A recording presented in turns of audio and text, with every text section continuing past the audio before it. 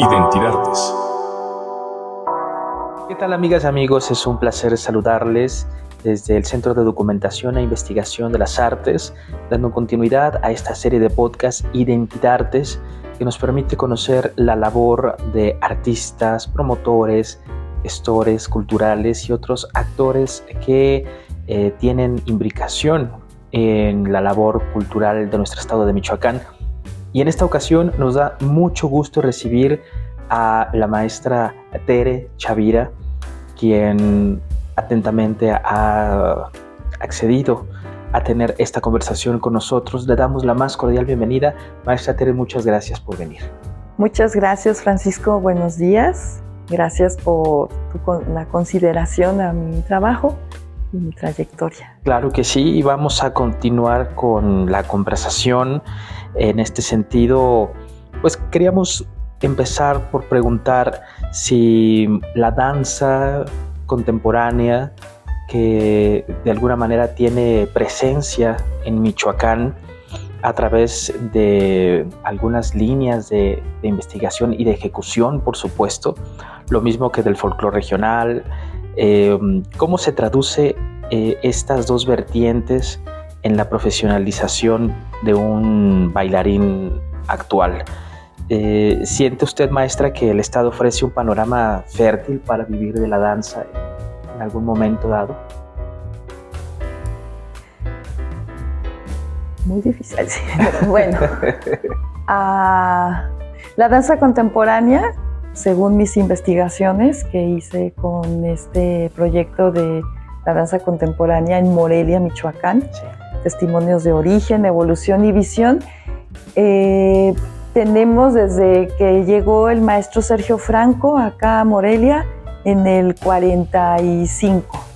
A finales del 45 él llega por invitación del maestro Miguel Bernal Jiménez a que se integrara a la planta docente del Conservatorio de las Rosas. Entonces él era el maestro de danza en el conservatorio y él a la tarde tenía su escuela aquí él dice en la historia en nigromante, el número que marca el clavijero. Oh. Pero se supone que es en las oficinas que están acá de la Universidad Michoacana. Claro. Me parece que es una de las puertas en donde él tenía su estudio. Le decía Escuela Popular de Danza. Así se llamaba, según mis pesquisas. Sí. Y bueno, desde esa época se considera ya como la danza contemporánea, pues en ese tiempo se llamaba danza ecléctica o danza moderna. Claro. Entonces él, con todos esos estudios que tenía, él hace un grupo al que le puso Ballet de Morelia. Este Ballet de Morelia estaba conformado por muchos jóvenes y de hecho la hija del gobernador en ese tiempo estuvo allí. Entonces, realmente se considera como que desde allí comienza nuestra historia, desde el 45. 46 vamos a ponerle, sí. ¿No? Que fue cuando oficialmente se presenta en el Teatro Campo. Entonces, ya sí hay cierta trayectoria a partir de esta fecha que nos comentas. Sí. Sobre todo, hay una gran labor todavía pendiente en el campo de la investigación de las artes escénicas en Michoacán. Sí. Y máxima relacionado con el tema de la danza. Uh-huh. Y los proyectos que se ejecutaron de ese entonces a la fecha. Sí. Es difícil tener historia escrita de un arte que es efímero, de un arte que es en ese momento y ya no existe después. Pues ¿por qué? Porque lo que haya de registro son fotografías, a lo mucho videos que a lo mejor no registran con total veracidad, sí. El momento. Entonces es un ámbito pues incierto para registrarlo. Sí. Y la única manera que yo encontré para registrarlo fue a través de testimonios, a través de la recuperación de la historia oral. Entonces, y que luego ya eso tiene que pasar a otro proceso, que es el de escribirlo y el de cotejar con periódico, con libros, pues el contexto en el que se realizaba. Pero yo alcanzo a visualizar que desde ese momento hay creación, composición coreográfica, de hecho también de música. A este maestro Sergio Franco lo acompañó el maestro Bonifacio Rojas, el maestro Núñez, Paulino Paredes, le compusieron música para sus coreografías. Entonces esto es un hecho muy, muy importante y trascendente para lo que sigue. Dejó alumnas, entonces estas alumnas luego fueron las maestras en la escuela tipo que le dicen. Sí.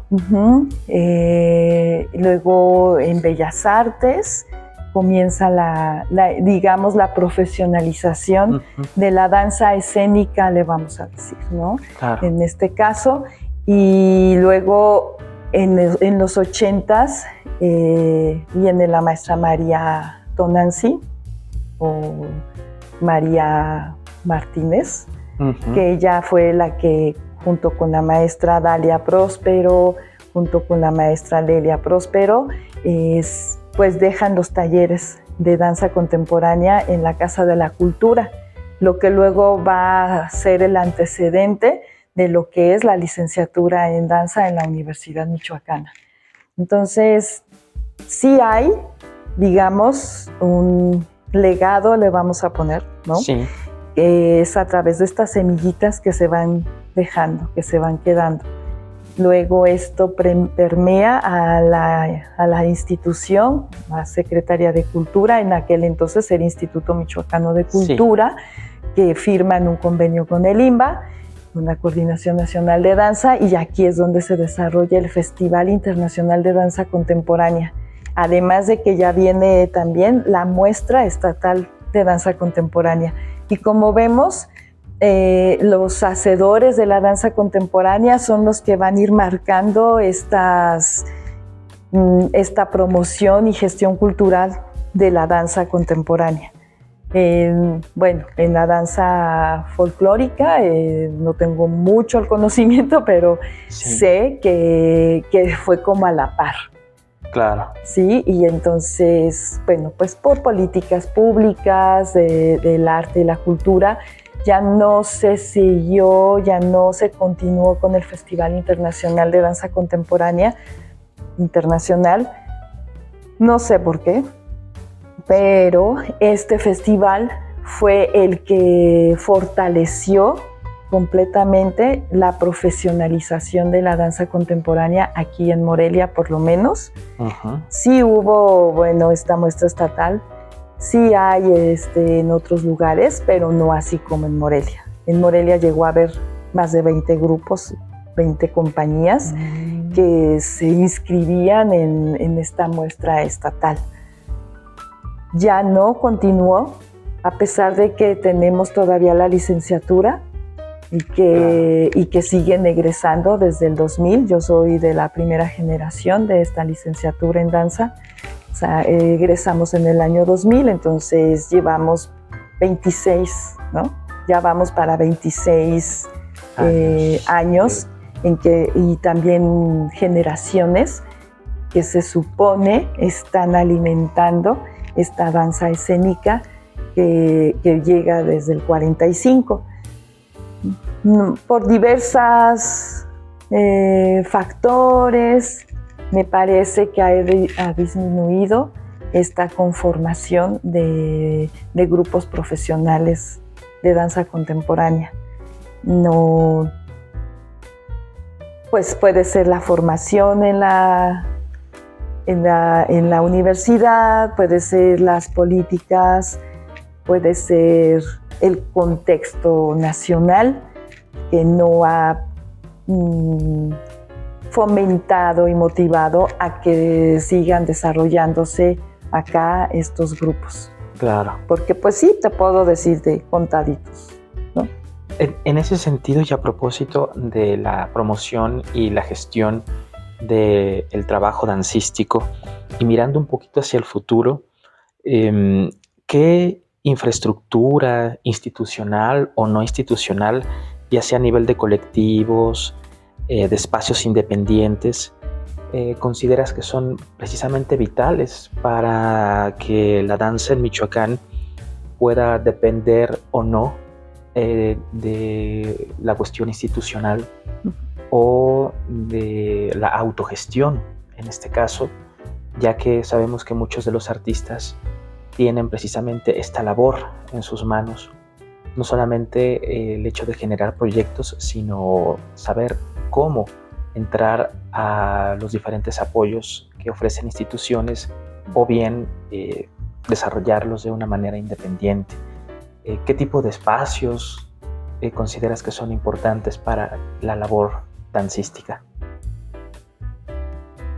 La danza contemporánea es una danza escénica, ¿no? Que se desarrolla en ese ámbito. Yo creo que en los 80s hubo una propuesta de que esta arte escénica bajara, así decían ellos, bajaran a la calle. Entonces hubo un festival de danza callejera por motivo del temblor del 85 en la Ciudad de México.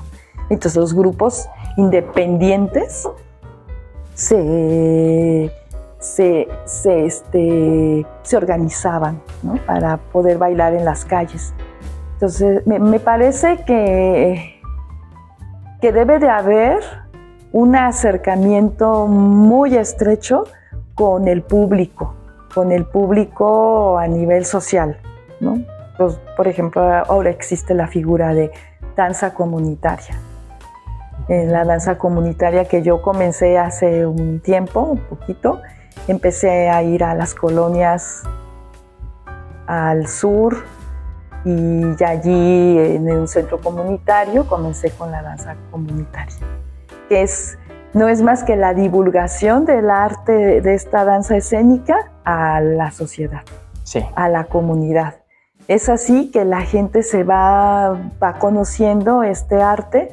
También en ese tiempo de los 80s, 90s, en la Casa de la Cultura, en el Instituto Michoacano de Cultura, comenzó a difundir este arte escénico. Lo recuerdo porque yo estaba con la maestra Dalia Próspero en un grupo que se llamaba Chihuín, y este grupo, estábamos becados, nos daban una beca y nosotros correspondíamos yendo a bailar a diferentes comunidades, a municipios. Entonces, de tal manera que la gente sabía que era la danza contemporánea. Y no nada más éramos nosotros, eran los otros grupos que iban surgiendo y que este marco fue lo que hizo que naciera la licenciatura en danza, ¿no? Esa necesidad. Ahora ya no existe eso.